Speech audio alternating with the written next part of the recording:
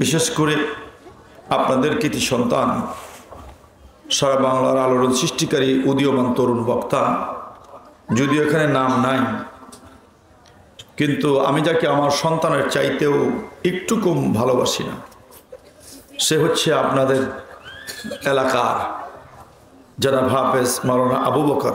চেনেন তো আপনারা নাকি?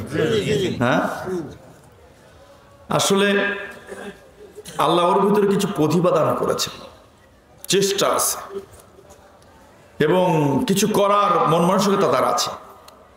সেই টার্গেট নিয়ে চলার কারণে আল্লাহ আরো অনেক ঊর্ধ্বে নিয়ে যাবে ইনশাআল্লাহ।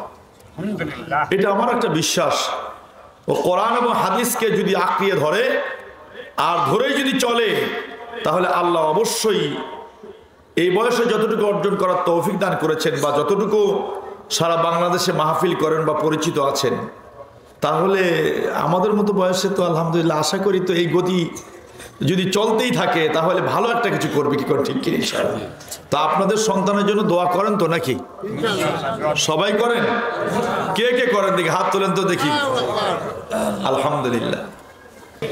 আজকের এই মাহফিল যার একান্তই পৃষ্ঠপোষকতায় আজকে হতে যাচ্ছে, সে আপনাদেরই এলাকার উজ্জ্বল নক্ষত্র, সারা বাংলাদেশের যিনি অধিকাংশ জায়গায় পরিচিত মুখ, সারা বাংলাদেশের ভাইরাল বক্তা, আন্তর্জাতিক খ্যাতি সম্পন্ন মুফাসসিরে কোরআন, যিনি বাংলাদেশ, ইন্ডিয়া, পার্শ্ববর্তী বিভিন্ন জায়গায় যিনি ধারাবাহিকভাবে কোরআনের তাফসির করে।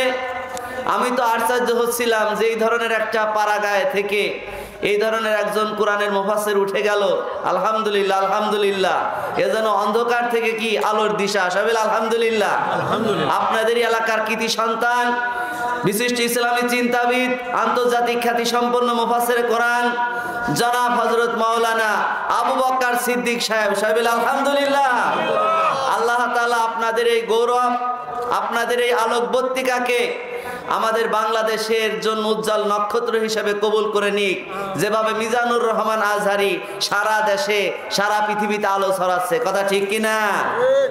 আয়োজন করেছেন আমাদের একেবারে কাছের মানুষ, এই এলাকার কৃতি সন্তান, এই এলাকার গৌরব, গর্ব, বিশিষ্ট আলেম দ্বীন, যিনি সারা বাংলা, ভারত, বিভিন্ন রাষ্ট্রেও প্রোগ্রাম করছেন। অল্প দিনের মধ্যেই আমাদের এই তরুণ প্রজন্মের অহংকার, আর সেই অহংকার আমাদের এই গ্রামের, ঠিক কিনা? হাফেজ হযরত মাওলানা মোহাম্মদ আবু বকর সাহেব দামাত বরকতুম আলিয়া ঢাকা, যিনি এখন একটা মসজিদের বড় দায়িত্বে আছেন এবং দিনের খেদমত করছেন।